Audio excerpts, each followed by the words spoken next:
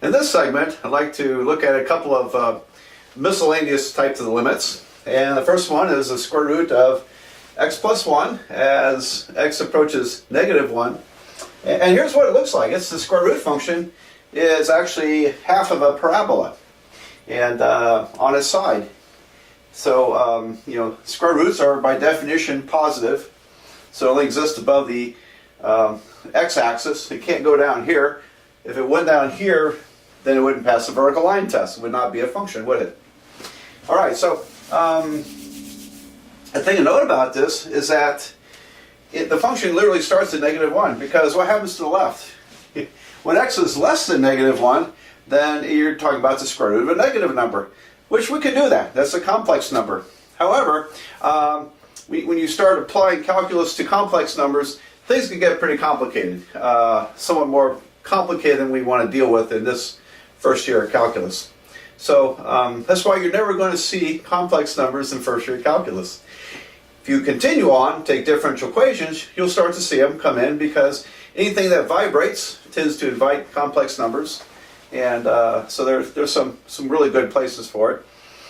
But in any event, we could say that the limit as x approaches negative 1 from the right side, if we come in from the right side, it's going to stop at right here. So I'll put a little plus sign up here to indicate from the right side. That limit would be 0. Because when x is negative 1, you have the square root of 0. However, the general limit, or the limit from the left side, but I'll just put the general limit. X approaches negative 1, square root of x plus 1. I guess what I want you to see is it's not as simple as plug in minus 1 and see if you get a number. Because I can plug in minus 1, but I'll get 0. Doesn't mean the limit exists, because the left-hand limit does not exist. So if it only exists from one side, when the left-hand and right-hand limits do not equal, or when one of them doesn't exist, then the general limit does not exist. So it's kind of an important distinction to think about here. And all right, I'll erase this and give you another example. Sometimes you just have to be really familiar with the function in order to think about what its limit would be. And a lot of calculus really is about learning how to analyze functions. So I'll have to, unless you happen to have the natural log function in your head, I'll have to draw you a picture here. Here's what it looks like. The natural log function, or actually any simple logarithm function, it's going to resemble something like this. Now the natural log of x crosses here at 1, because the natural log of 1 is equal to 0. And we say there's a vertical asymptote. Vertical asymptote here. As you get closer to 0, it turns out the natural log function becomes very large in the negative sense. You can try that on a calculator. And let's see, where's my calculator? Hang on, let me get my calculator.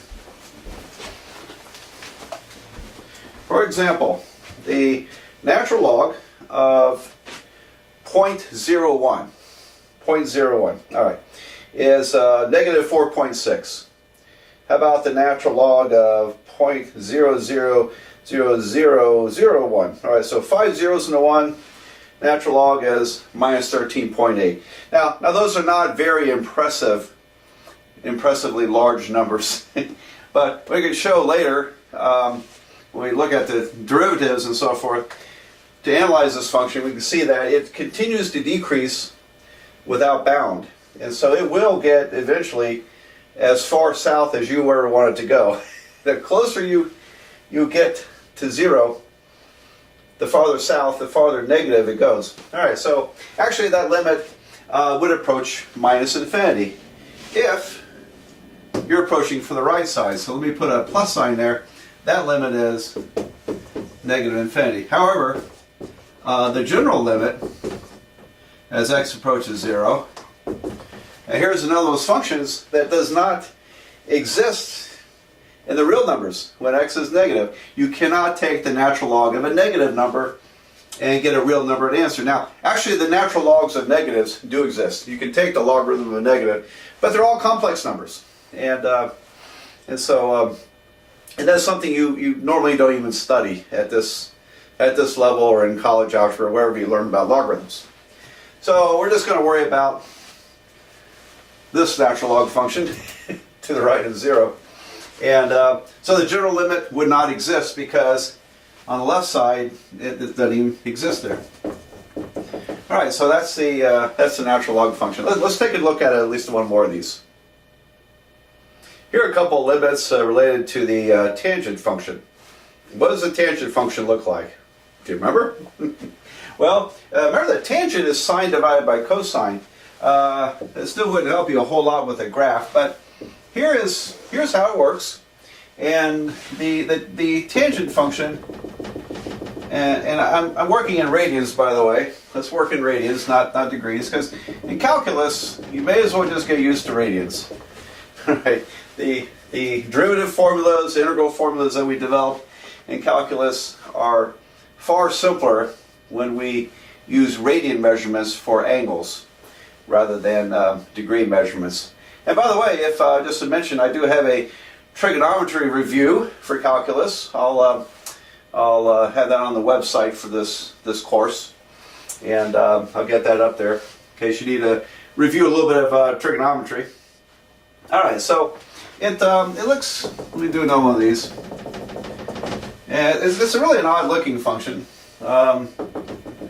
It's a periodic function. Periodic functions will repeat certain one segment periodically, indefinitely. So, for example, the tangent function looks like this, and this is pi over 2 or 90 degrees. Then if I go over to 3 pi over 2, it does the same thing. And over here, if I go backwards to, let's see, this is minus pi over 2, minus 3 pi over 2. So it would look like this. All right, it has that same shape. This shape just repeats every pi radians or 180 degrees. So we say the period is pi radians or 180 degrees. All right, now what's happening here at these points? I'm showing vertical asymptotes, which typically means division by 0. And it is, because tangent is sine divided by cosine. And so, for example, at pi over 2, 90 degrees, the cosine is 0. Sine of 90 degrees is 1, cosine is 0. And so we have division by 0. Now the limit is going to depend on what side you're coming in from. So if I come in from the right side, I'm coming on this side of the function. The limit is minus infinity. So let me make that a little clearer for posterity here in these videos. Minus infinity. If we come in from the left side toward pi over 2, it climbs up to positive infinity. So this limit is infinity. And the general limit, because coming in from both sides, it goes to different infinities, the general limit does not exist. All right, so that's our tangent function. Okay, I'm going to, I think I'll put up one more, or at least one more of these. This one happens to be an example of a piecewise function. It's called piecewise because it's broken up into at least 2 pieces. In this case, 3 pieces. And so we, over the domain of the function, the input range, the input range of values called the domain, the function takes on a different look in 3 different places. All right, that makes it piecewise. Now, I wanted to include this limit because every calculus book I've ever seen likes to have some piecewise functions. In real life, when do you see them? I haven't seen many of them. There's one I can think of, one type of piecewise function that is important, does show up. It's called a step function. So let me, for the moment, give you the step function. And for example, if you go to mail a letter, and the letter is weighed in ounces, and I don't recall what the postage is right now. I just don't mail letters anymore. I do everything online for paying bills, and I do emails, so I don't know, it might be 49 cents for a 1 ounce, under 1 ounce letter. But whatever the current charge is, for a letter weighing under 1 ounce, up to but not including equal to 1 ounce, then it has a certain postage rate. Maybe it's 49 cents, I don't know what it is. Alright, and then if you happen to have a lot of stuff in your envelope, if it weighs at least 1 ounce, but not up to but not including 2 ounces, then the postage jumps. And then if you went over that, it continues to jump. So for every ounce added on, you just, the post office tacks on some more money, more cost. So let me put a little dot here, closed dot. Alright, so that's an example of a step function.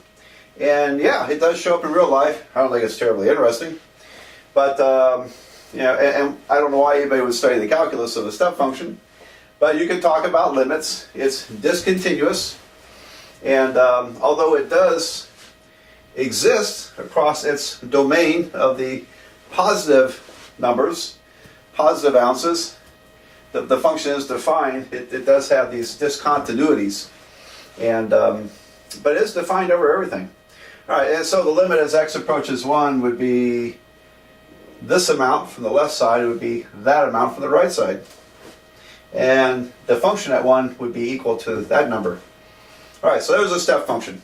And now up here I've created, like I said, I've created this function because I think, even in calculus books, if it's not a step function, I think they're all pretty much artificial. So, but I wanted to go over it, and it does help, I think, clarify some of these limit issues. So I created this function, f of x equals to, got the brace symbol, it's x squared when x is greater than 0, it's equal to 1 when x equals to 0, and it's equal to x when x is less than 0. Okay, and just, I don't know, probably you know what f of x means, but my first month of taking calculus, I had no idea what f of x meant. I just sat there every day wondering, what in the world is he talking about, f of x? Oh, he keeps using that. I have no idea what it means. And I was silly, I wouldn't ask him a question. I wouldn't go see him after class. So what does this f of x mean? And finally, after 1 month, it occurred to me, yeah, it's the same as y. Y is f of x. Okay. So when you work with the xy plane, it is normal, typical to view the y values as outputs, the x values as inputs. And we say that the outputs depend upon the inputs. Y depends upon x. Y is a function of x. That's how it works. So we use the vertical axis as the dependent variable, we say, horizontal axis as the independent variable. So anyway, that's a really fast review of part of functions. And the only people who get that backwards are the economists. They tend to get it reversed, but let's not go into that. Okay, so what's this thing look like? Well, let's sketch it out here. Y equals x squared. Hopefully you're very familiar with what that is. It's a parabola. And it's only a parabola when x is positive. So I'm going to put a hole here and then draw the parabola shape. There we go. And then when x equals to 0, then y equals to 1.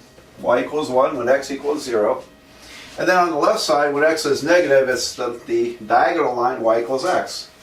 So it comes in this way. Alright, so it's kind of a silly function.